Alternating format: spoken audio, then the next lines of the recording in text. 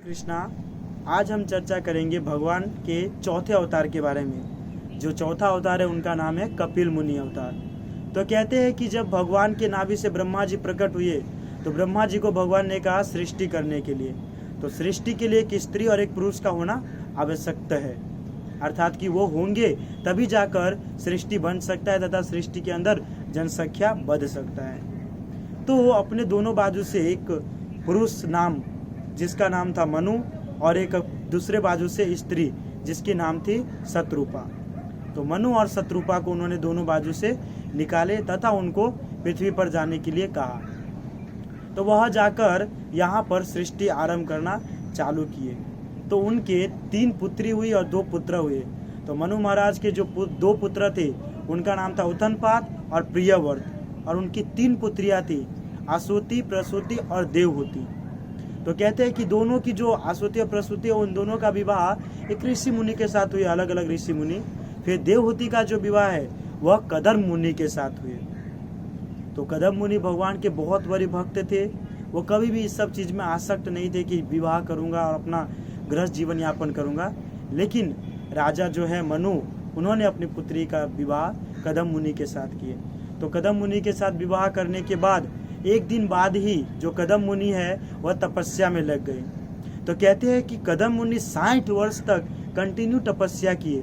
तब तक जो देवहूति है उनके पूरा सेवा करती थी, उनके पास बैठे रहती थी। थोड़ी भी मतलब कि उनके माइंड में ऐसा विचार नहीं आया कि मैंने इनके साथ विवाह किया लेकिन ये मुझे टाइम स्पेंड नहीं करे, मुझे टाइम नहीं दे रहे, और ये तपस्या में लग गए। तो 60 वर्ष के बाद जब उनकी आंख खुली तो उन्होंने देखा कि सामने में देवहूति बैठी है जिनकी एज भी हो गई है। और उन्होंने देखा यह भी कि इतना मैं तपस्या में लीन हो गया था लेकिन इनको थोड़ा भी मन में ऐसा भाव नहीं आया कि इनको मेरे साथ रहना चाहिए, मेरे साथ समय बिताना चाहिए। तो यह देखकर जो कदम मुनि है बहुत प्रसन्न हुए। फिर तो क्या है कि कदम मुनि ने बहुत सारे मतलब कि ज्ञान प्राप्त कर चुके थे, सिद्धि प्राप्त कर चुके थे। तो सिद्धि प्राप्त होने के कारण उन्होंने देवहूति का जो यंग अवस्था है वह वापस ला दिया। जैसे कि हम जाने कि 60 वर्ष की जब देवहूति हो गई तो ओल्ड अवस्था में आ गई, परंतु उसने सिद्धि के जरिए उनको वापस यंग किया। फिर अपने सिद्धि के कारण ही एक बहुत बड़े जहाज का निर्माण किया। उसके अंदर गार्डन है, घर है, बगीचा है, कई सारी स्त्रियां हैं जो उनके दासी के रूप में कार्य करती है।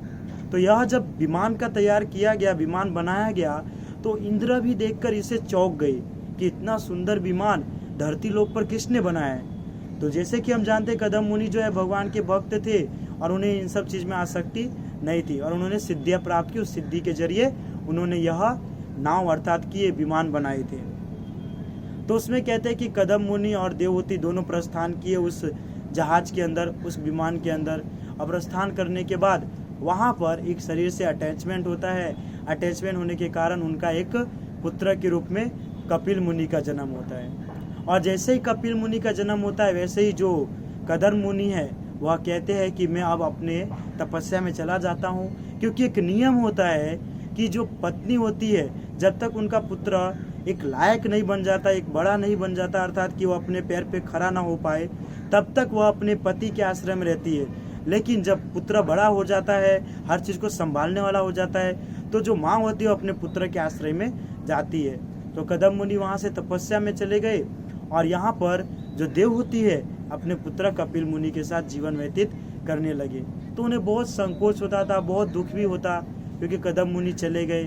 तो वहाँ पर भगवान कपिल मुनि जो है उनको सांख्य योग का ज्ञान देते हैं। वक्त तो सांख्य योग के बारे में हम थोड़ा बहुत ही जानेंगे। जैसे कि सांख्य योग अर्थात तो ऐसा होता है कि भगवान की जो दर्शन है उसे सीरियल वाइज करना, अर्थात कि सबसे पहले जब हम मन को भगवान में लगाते हैं तो सर्वप्रथम हम अपने आंखों से भगवान के चरण कमलों को देखते हैं। फिर थोड़ा उसके ऊपर आते हैं तो उनके घुटन का दर्शन करते हैं। फिर जांघ का भाग आता है, फिर नाभि का भाग आता है, नाभि के भाग के ऊपर गर्दन का भाग आता है, उसके ऊपर भगवान के होठ आते हैं, नाक आते हैं, फिर आइस आते हैं। ऐसे करके पूरे शरीर का जो दर्शन है वह सांख्य योग के द्वारा किया जाता है। तो यह जो ज्ञान है उन्होंने अपनी माता देवहूति को दिया, और इसके अलावा कई सारे ज्ञान दिए जिसके कारण देवहूति के मन में जो दुख था वो सब कंप्लीट हो गया और कोई प्रकार का उनके लाइफ के अंदर दुख नहीं रहा। हरे कृष्णा। श्रील प्रभुपाद की जय।